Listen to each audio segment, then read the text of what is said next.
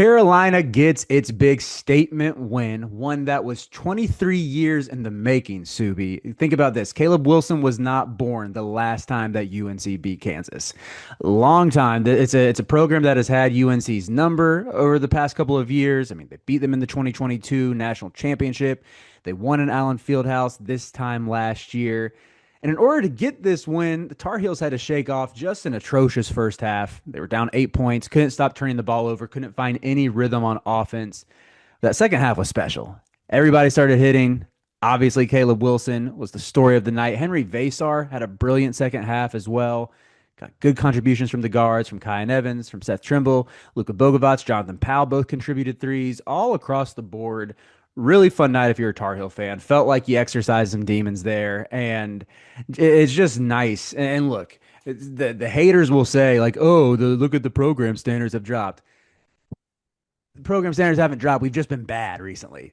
Like I don't even we don't even need to sugarcoat it. Carolina was bad last year. Last year was miserable as a fan. It sucked. There was nothing fun about it. So full calendar year and then some. I mean, this is the biggest win that UNC has gotten since it beat Duke in the regular season finale in 2024. So yeah, if Carolina fans want to celebrate after 19 months of no good wins, by all means, let's do it.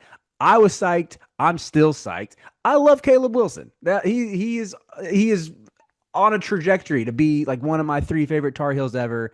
Everything about this game was a blast, dude. Ever. I mean, I Wait, speak it. I'm a little hyperbolic sometimes, that's okay. That's fine. I'm curious to know what that list is, but keep cooking. Keep going. but yeah, I mean, it's like just the it's everything about his. I mean, I assume you want to lead with him, so it's not just the on the court play where it feels like he's so active and can soar in for a putback or a rebound or literally get to the rim at will. Also showed some nice touch on that mid range shot too. But you see him diving on the floor for loose fouls. You see him gassing up the crowd when Carolina forces a backcourt violation. Excuse me, 10-second violation. But you see him engaging with the fan base. You see him giving these quotes to media where he is talking that talk after backing it up. Everything about this kid's persona is so much fun. And I think UNC fans, we haven't had an athlete like this on the wing since like Antoine Jameson. I said he was the best prospect since probably Antoine Jameson as well. Better, I think he's a better prospect than Harrison Barnes. And again, some of that is UNC not exactly bringing in elite NBA talent despite having success. I will remind people that despite three national championships for Roy Williams. But yeah, all in all, it's just this kid is a blast to cheer for. This team meshes. I don't think they're perfect. I'm not ready to say they're for sure a top 10 team rest of the season or that they're bound for the second weekend or beyond. But I think they should at least be a fun team that should win some big games. They have a great chance to win a lot of the big games they play this year. Subi, what were some of your big takeaways or what else did you learn about UNC after the win? So let's unpack your answers. Like, let me itemize some of them because that was a beautiful, beautiful opening. Okay, number one, standards, dude. You were in the title game like 3 years ago, and Hubert's on the hot seat because yeah, I mean, missing the tournament is not good for North Carolina. But do you know how many teams would? It's almost like what Auburn was talking about, or someone was like, "Would you be okay if they appointed their son as the next head coach?" Auburn went to two Final Fours, dude. They could have my toddler if like head up my favorite team if we went to two straight Final Fours. So no, the standards have not dropped. As a matter of fact, I think you're continuing to remind folks what the standard is because of Hubert's job security, which, by the way, seat got a lot cooler after this one. And that's what we Yeah. discussed in the preview because this was such a beautiful spot to assert yourself, to get a win. And that's exactly what they did, right? They took advantage of it. Another takeaway, yeah, I got to talk about Caleb. He was phenomenal in this game. Two straight phenomenal games, really, for Caleb Wilson. My heart flutters a bit when Henry Vasar gets to shine and I get to talk to you about him. Like that's kind of like our adopted kid together, if that's okay. Like Henry Vasar is our guy. We are connected via Vasar. Connected through Vasar. Yeah. So I mean, he was sensational. And just sort of reverting back to Hubert, what in the world did he say at halftime, man? Because credit to him, This team, Heels were down one heading into the intermission, right? Excuse me, eight. Yeah. So they're down eight heading into halftime. Under 16 timeout.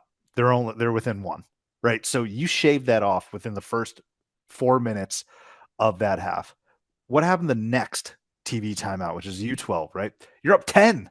Like it flipped in 8 minutes of game action, and you have to, like, for as much flack as Hubert gets, you Mhm. have to give him credit for the first 8 minutes, because what happened? They talked to him, or he talked to them, right? Something flipped. And then my last point, real quick, Caleb Wilson.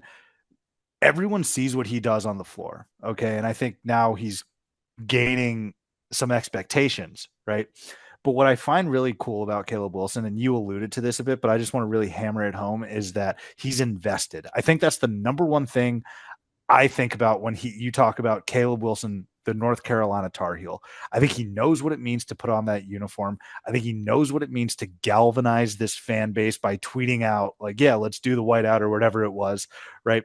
And then I think he knows what it means to have that chip on his shoulder, and he's very polished, I think, in his post game yakety yak.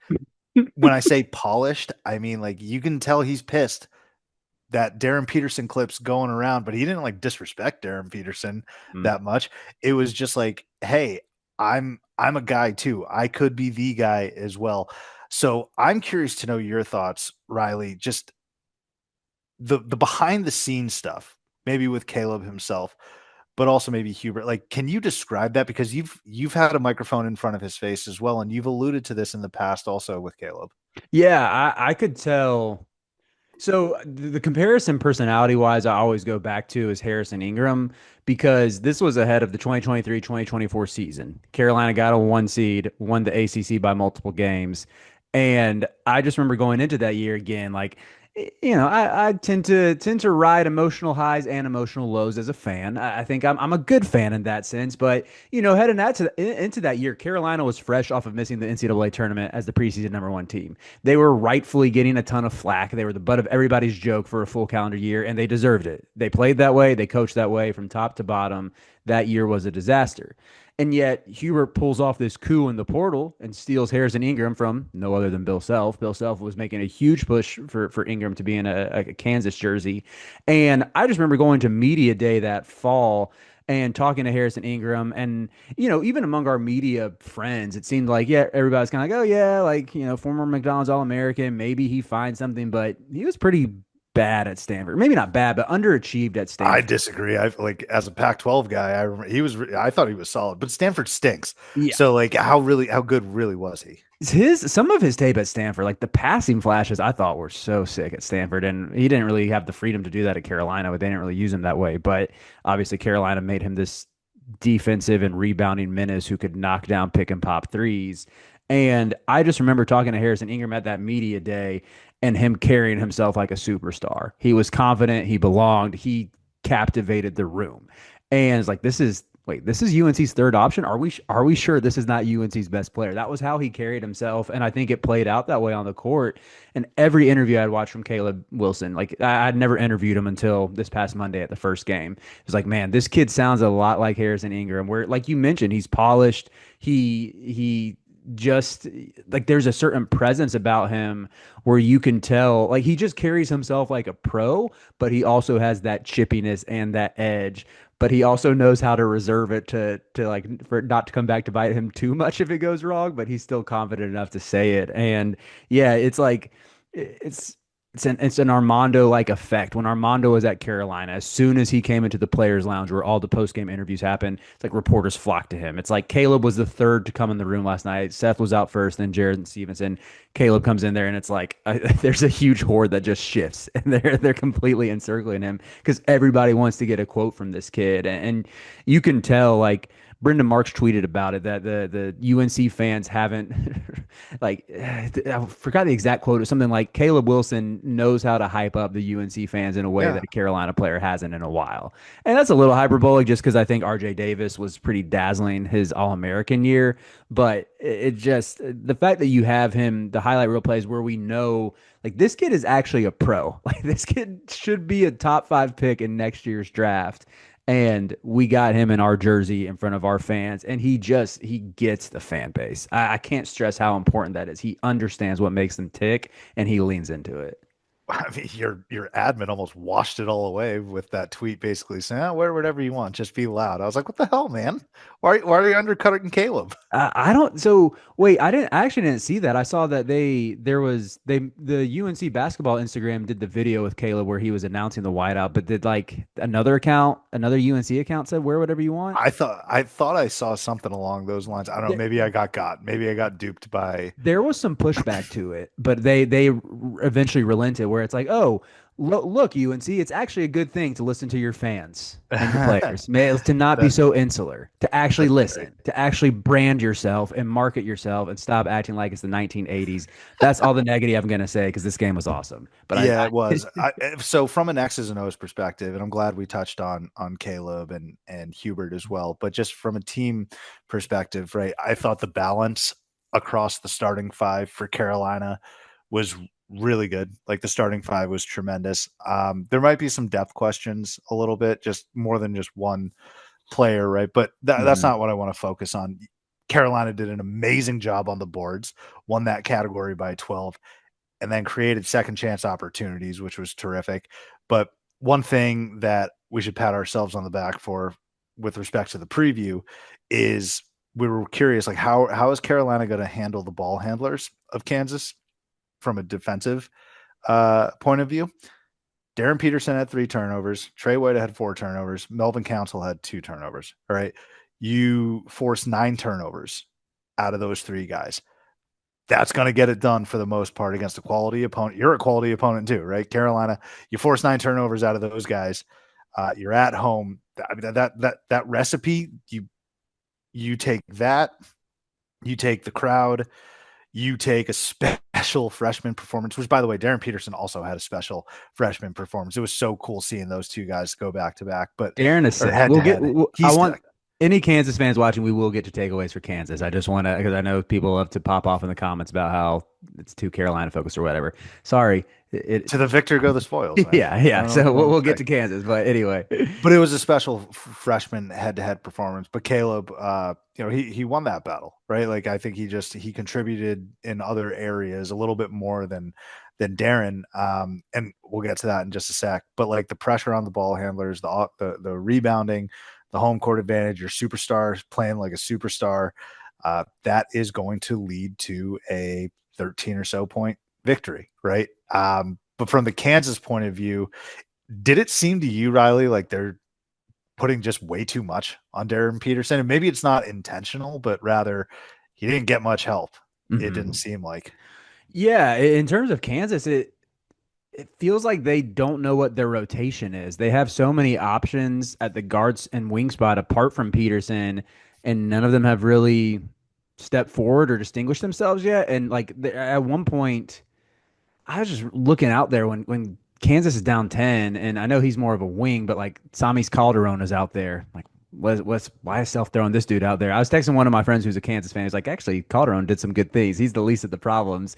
But I'm just looking around. I was like, man, why is Jamari McDowell out here in crunch time? Why is El Marco Jackson still out there? And I think ideally out of the trio of McDowell and El Marco and Jaden Dawson, that at least one of them can step up to give you a solid bench guard. Because I think this Kansas team has good pieces. I think Cole Rosario, he's one of my big takeaways for a guy that once he gets acclimated, once he slows down a little bit and finds his shot, I think Kansas will be really good. To me, he's the perfect wing to play alongside Peterson because he's going to finish those drive and kick opportunities and he battles super hard on the glass. He's a good defender, uses his size well. Had a really nice chase down block in this one where I like if I'm a Kansas fan, I'm not thinking all hope is lost by any means. They just got to figure out this rotation, and they're probably only going to play like 8 guys. I just don't think these sort of nondescript guards just figure out which one is the best of the group and lean on them and sort of use the other two as like a break glass and emergency type situation. Because Yeah. you hit the nail on the head where it's like Darren went to the bench because he with some fouls in the first half and was that how it went? He was on the bench at some point with fouls, and it felt like that was when Carolina at least kept they at least kept the lead from getting more out of hand. But yeah, what did you notice in terms of just their reliance on Peterson? Yeah, I just thought it's a tall ask for a freshman, right? He's sensational for sure, but he needs a little bit more, a little bit more help, especially when he's struggling in the turnover category as well. And a name that we were talking about a lot in the preview was Flory Badunga, and he did not have that impactful of a game. I think you look at the box score, it was all right, but like he didn't. What, he had one block? How many Hmm. blocks did he have? No, he didn't have any blocks. He didn't have any blocks. One steal. He had four defensive rebounds. Like, I was expecting him to really show out. And I know, like, this, we're all talking about a potential defensive player of the year campaign. It just fell short. Now, as it Hmm. relates to the rotations, Riley, far be it from me to question Bill Self, the Hall of Famer, right? But I'm actually okay with it because it's early in the season. You're in a hostile environment. Maybe you mix and match, see what you have. I'm not selling on Kansas like you alluded to either. It's still very early in the season. You're playing clearly a quality opponent with a terrific roster with North Carolina. So I actually didn't mind Self seeing what he might have with these rotations. But also at the same time, Riley, like that second half, they just got punched in the mouth and you're treading water and you're almost like, who is going to help stop this bleeding? Right. What did they lost the second, so they were up 8 going into halftime and they lost the second half by 13. So they lost the second half by 21. Is that like, Jeez, that's really that's bad. crazy, isn't it? That's crazy. That I think that goes to I would say that further underlines like how much they were relying on Peterson and no one else helped. I was just looking back through my notes. Started the first half, Carolina ties it, and Darren Peterson finishes a shot through Caleb, like right at the basket, and then I think Carolina scored. They might have went up the next possession. Peterson comes on down the court and hits a mid ranger, like right as Carolina had just taking the lead. So they're going back and forth, and it's like, okay, Peterson has to answer as UNC is going on this run. But when they're able to take him out of the game, when they're able to heat up the ball a little bit with Seth Trimble, I thought Trimble did a really good job guarding Peterson on ball. I talked to Seth a little bit about it afterwards because we sort of said to him like, you're going to live with this dude making some tough shots. He's going to be a top 3 pick for a reason. But it's really cool to pick Seth's brain about just even where he's made some improvements as an on ball defender and working off ball as well and just sort of rising to the occasion to take on this challenge, knowing this kid's pedigree. But yeah, I'm trying to see like he made okay, so he hit 2 threes late in the game that sort of made it look a little bit closer. But he went. I mean, he hit that mid ranger when okay, his mid ranger put Kansas back up 41-39. He didn't make another field goal again until there were 5 minutes left in the game. And I think when you lay it out like that, it's like, well, that's why Kansas lost this game. You can't have Peterson having 13 minutes of silence, but I don't even necessarily say like, "Oh, Darren, you need to be better." Darren, Yeah. you did your job. It would just be nice if Flory Badunga would demand the ball a little bit. It'd be nice if Bryson Tiller didn't foul out in 15 minutes. It would Yep. be nice if Melvin Council could do more than drive to the basket and find teammates. If he could create a little bit off the bounce and hit open shots, all of those things could aid him. And maybe Council makes some strides there. Maybe Flory is still figuring out life as the number 2 option for this team. I think eventually, I love Bryson Tiller. I thought he was so good in this game, He even was aside from the tremendous. fouls.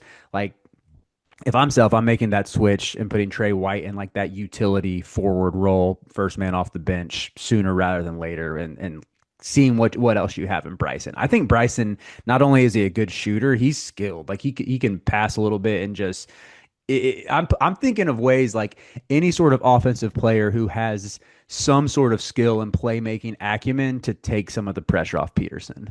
Yeah, I'm totally in agreement with you, but it almost speaks to just maybe it wasn't all credit goes to Carolina, but maybe a part of it also just wasn't Kansas's night in the Hmm. sense that we talk about nobody else helping him. Bryson Tiller actually did help Darren Peterson, but when your second best player on the floor can't stay on the floor, you don't have much of an option or you don't have much hope. So yeah, all in all, this was just a really comprehensive performance for Hubert. And what I just love, I love Riley in college basketball. there's just so many variables, and you're dealing with young kids, and we see down like pressure situations so many times they lose their minds, right? And there's no composure. But this was probably a higher pressure game two than a lot of other teams in the country. And we explained that in the preview because of how fortunate the spot was for Carolina. There's no turmoil coming into this game. You're feeling good. You have a superstar stud freshman, but this roster really showed up. Hubert Davis really coached his tail off, even though it like might have started, it might have been a little bleak at halftime. Like, was there any part of you or Carolina fans that are like, Shh, here we go again? Yes, yes. The few I talked to a couple Carolina fans at halftime who all felt the same way, where it's like, dude, what is going on? This is like because Carolina was right there. They either were leading or tied or down 2 to 3 points for most of the first half, and then it just snowballed to a 10 point deficit at one point, got it down to eight. Right before the whistle, but yeah, it just felt like here we go again, and that second half, like whatever Hubert said, whatever adjustments he made, I need to go back and rewatch to try to figure out what happened. But like Carolina turned the ball over 9 times in the first half and had one in the second. Henry Vasar turned it over 4 times in the first half. I posted this. I actually think I posted this clip on my Twitter if anybody wants to see. I was talking to him about the turnovers, and Henry. He's a great quote, by the way. Like he's super engaging and will actually give you real answers if you say like, "What'd you see in this matchup?" He'll like explain what sort of ball screen coverage he was in or whatever, what tendencies he was picking up on a player. He's just it's really fun to have both him and Caleb who are willing to talk to media and give good quotes. But Yeah, man. yeah, I mean, I'm sure it's a lot of fun having Henry Vasar. That sounds sick. I'm sorry, Subi. I don't mean to twist the Yeah. knife in.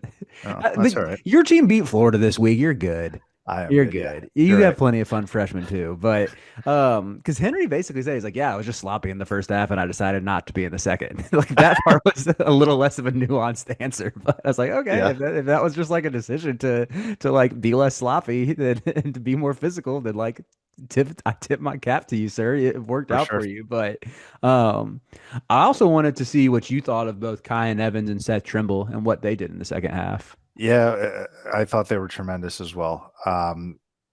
Look, your superstar freshman got help, which is good. Like, I'm not taking anything away from Caleb Wilson because he led the way. But again, that's another reason how, or another way you're going to be stacking these wins and getting a quality win. Like beating Kansas by 13, just no matter the venue, was really good. But Evans and Trimble were awesome, especially Seth Trimble on the boards. I think he had eight rebounds.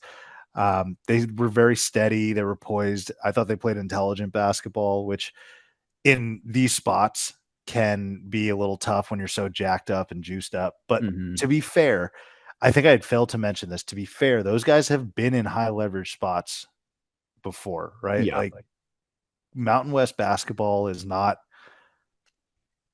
nothing. It's not no names. And also, Evans has played in the tournament, right? Seth Hmm. Trimble obviously has been through some battles here, but the experience really showed, I think, for those guys. And it's just like I'm really, really optimistic, Riley, about this roster, right? Because you got the stud freshman, you got Vasar, who's a bit experienced, but he's like green in the sense of like this is his first year of ACC Hmm. basketball.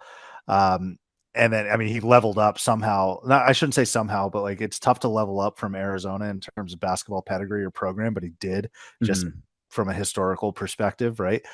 Seth Trimble, Kyan Evans, and then Luca gave you some solid minutes as well. I mean, it was a bit of cardio, but Yeah. like Yeah. Luca did okay. So I'm really really optimistic about this roster, which I don't know. Like you mentioned Harrison Ingram, but it seems like that's such a long time ago, Yeah, I know. even though it's It's not. only two It's years not. ago, but yeah, Yeah, it's I mean the sport changes so quickly. But yeah, to your point about Kai and Seth, the experience there, and Luca, I'll say this. This will kind of be my final point on Carolina before we can give some closing thoughts on Kansas as well. But I think there's a chance that Evans will still ebb and flow a little bit as the year goes on. I wouldn't be surprised to see him have a few more like down games or down halves, so to speak, just because it's not only is he going up a level from the Mountain West to the ACC, it's the first time in his college career that he has been the true lead guard. And granted, you can say they run a ton of stuff through Caleb Wilson. I'm just looking at last year where, Neat Clifford essentially ran point for Colorado State, where Kaya may have brought the ball up the court, but he's given it up as soon as he crosses half court. So he has, I would say, a little more responsibility in his role in Carolina. But I still thought just the fact that he shook off such a poor first half. Mhm. Dude, he was brutal in the first half, like turning over like crazy. He was hounded by Melvin Council. I thought Council did an incredible defensive job, but he was getting hounded by him, bricking shots, and then just flipped a switch in the second half and finished what I think second half he had 12 points, shot 5 for 7 from the field, 3 assists, 0 turnovers. Like, Yeah, I mean, he did majority of his damage in the second half for yeah, sure. all of that was in the second half. Yeah. Yeah, like that, just doing that all after it's like, dude, you were invisible for 20 minutes and just turn it on. Really impressive. But I would say, even my bigger takeaway is that's why Carolina needs to get Luka Bogovic going. He's cleared. You're paying him a lot of money. Yeah. I think he needs more than 6 minutes in the second half. If I could give some critiques, just because, I think he's the best shot creator on this team. He's the one who I trust the most, where it's like late shot clock situation we go get a bucket, especially if we need a three. I want the ball in Luka's hands. And I get he didn't get to play any of the exhibition games, and he even arrived to Carolina later than everybody else. He's only been there since August. But now is the time, especially as the schedule gets a little softer before you play Kentucky. Get him a lot of run in these bye games. Kentucky's in a bit too, right? Like you got to A how many month, I games? think. You got a month, right? Like They, it's pretty soft right now. So there's the point that I'm making, Riley, is there's time to actually continue to creep up these rankings, right? You're going to be higher than you entered with at 25. You're going to be higher come Monday, and then what you got? Radford, NC Central, Navy, Bonnies. You got Michigan State before Kentucky, but I mean, you never know. I'm not saying those wins against those teams are going to pump you up, but there's going to be some losses ahead of you too. for sure. Yeah, they have a great shot to build momentum, and can't say it enough. This game was so important because of the schedule. They got a bunch Mm-hmm. of bye games coming up. You can, like, the critic in me, I was like, dude, come on. I need Carolina to challenge themselves more. You get this win, though, you're feeling great. Now you can go and tune up before you play Michigan State, who, yeah, at the time of recording is coming off of a nice win over Arkansas. And lo and behold, Tom Izzo can still coach circles around your favorite coach's favorite coach. But let's wrap this up with any big picture Kansas takeaways. Help DP. Uh, need more from the guards, I think, as well. I mean, I don't know what you want me to say, man. Like it's got to be. Bryson Tiller was fun, and I actually agree with you in terms of a potential switch there in the front court. I Mhm. trust Flory. I think he's shown me enough thus far in his career where he can bounce back. And again, I don't make these sweeping generalizations here in November, but let's get DP some help in the sense of like people need to step up. I think they have a competent enough roster for that to happen. But those are some, and then DP's awesome. I love you, man. I can't wait to keep watching him. Yeah, he was tremendous. The tough shot making was crazy. He had that one and one. I think he had an and one So midi sick. over Caleb that was sick. Draining threes with the hand in his face. I love, Yeah. like, draws up some really fun action to get him going off ball too. But yeah, I would just reiterate what I said. Like, I think this team has enough talent and even enough youth where you can point to the upside of even someone like Paul Mbaya, who I think will probably only played 2 minutes in here. Like, that dude's really young, hasn't played a ton of basketball, has tremendous physical tools, who should, even by the end of this year, be a very serviceable backup to Flory, who can give you even more size and a better look. Because I know Flory's freak athlete, but I think he's only like 6'9" at your five. So it's nice to have a big 7 footer behind him and just trust the process with some guys like Cole Rosario. And even, I know Melvin Council's been around the block a time or two, but just as he levels up, I mean, you got to love that he's still a dog and can pressure, can give you somewhat like a point of attack defender who's going to be really reliable. So, and for what it's worth, Self didn't seem all that worried in the post game press conference. I mean, you want to talk I about think some. I think because he knows they played a really quality opponent on the road and it's November. Mm, Like they'll be all right. There's plenty of time. yeah. Isn't that nice to hear? Cheering for a quality opponent once again.